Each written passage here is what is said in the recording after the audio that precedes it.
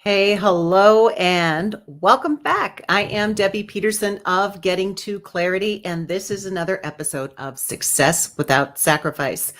And today we're talking about a topic that is a competitive advantage for women in business, women in leadership. And so, what we're going to get into today is uncertainty. And boy, aren't we experiencing a lot of uncertainty at this moment? And when you consider uncertainty, I can't think of a person who's comfortable with it, truly comfortable with it. I can think of people who are working to get comfortable with it, trusting the process, myself being one of them. But uncertainty can be a competitive advantage for women in business. Now, it can be a huge stressor for some, and maybe that's what you're feeling. And if you are, no judgment. It is really hard when there is something that you know to be true and then it's no longer true. And not only that, but can you not find what is true because it just hasn't settled yet. There is no truth. And here's why that can be so hard is because of how our brains work. Okay. So I'm all about mindset and I love the way that brains work, our minds work, because this was a game changer for me back when I hit the wall when I was in corporate. The thoughts are so important. What it is that we achieve starts with what it is that we think. And here's the thing, your mind has a process for how it makes decisions. And that's what your mind does. Just like anything that we repeatedly do becomes a habit, things that we repeatedly think or how we repeatedly think becomes a habit as well. And so it sinks into that unconscious, subconscious, and we don't even know it's happening. And our decision making is the same way. We have a strategy for how we make decisions. There is a process that we go through to make decisions. And the point here is that for almost all of us, our past experiences factor into decisions we make about the future. Now, if what we know to be true isn't true, and we don't know what is true yet, then we're in that uncertainty. We're in that middle, and we don't really know how to make decisions. So that's what can make it difficult and kind of really create anxiety for us as we move forward. But I believe that women have an advantage, and especially how women lead. Now, Martha May Hood Mertz is a friend of mine, and she is the founder of Athena International, of which I am on the board. I'm vice chair of the board.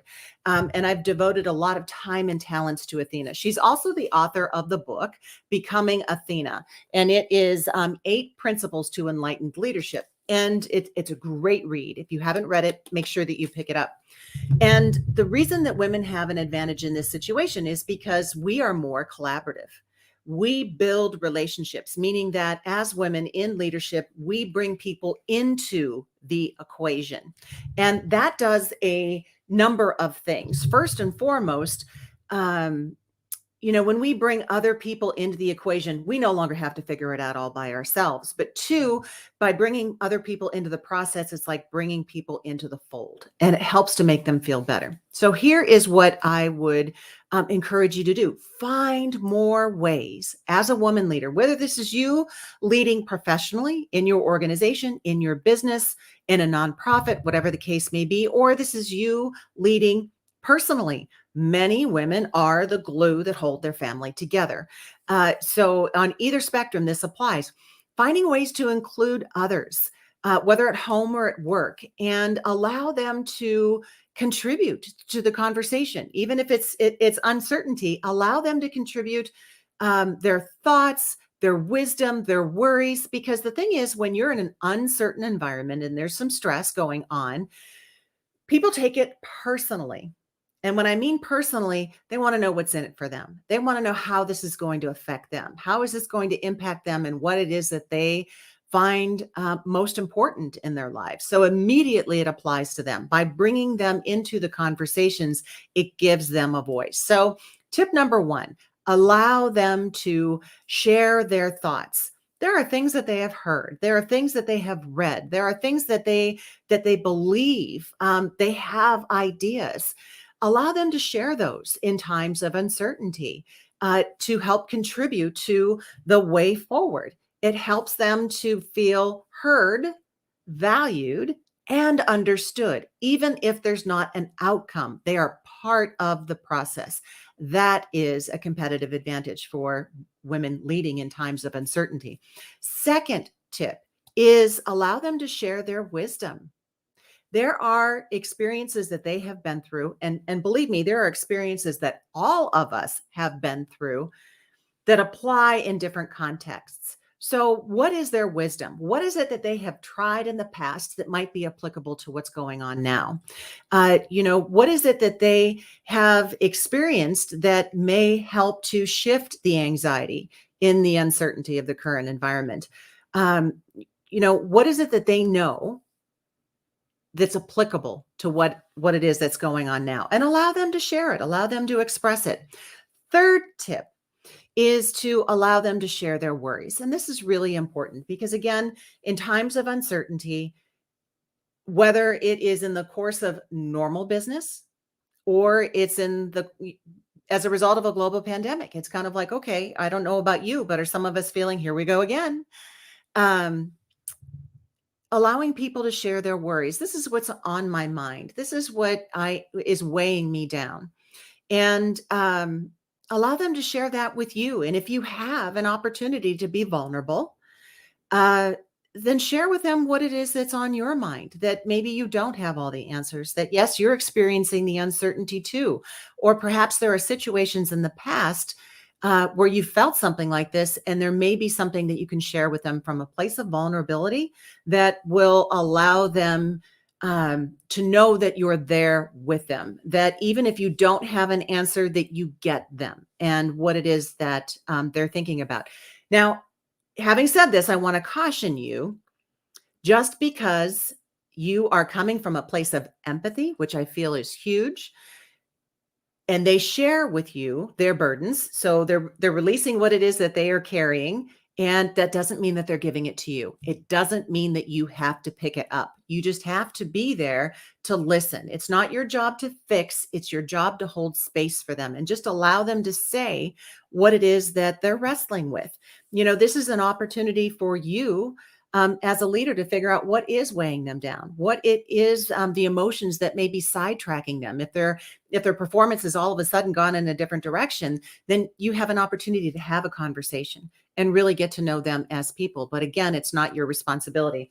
And I want to share something with you, because taking things on and making them my responsibility was something that I was the queen of. I've got a tiara around here somewhere, but I've given it up for the most part. And here's a tip for you around that. If you tend to take on things from other people, I took on everything, everyone and everything. I wanted to be the buffer. I wanted to make everything okay. And it was really impacting me. I had a gentleman share a tip with me, and I have kept it with me ever since. And that's this: it's a drinking straw. Okay. Well, this is a smoothie straw, actually. But this is a tool. If this is one of the things that you wrestle with, is to be the straw. So think about this: when you've got people sharing their burdens with you, then how is it that you can be there, hold space for them, listen without picking it up? Well, you can be the straw. So if you had to write a job description for the straw, you would probably say something like the straw is the vehicle through which the liquid moves so that you can drink it. So it goes from whatever receptacle into your mouth and you can drink it.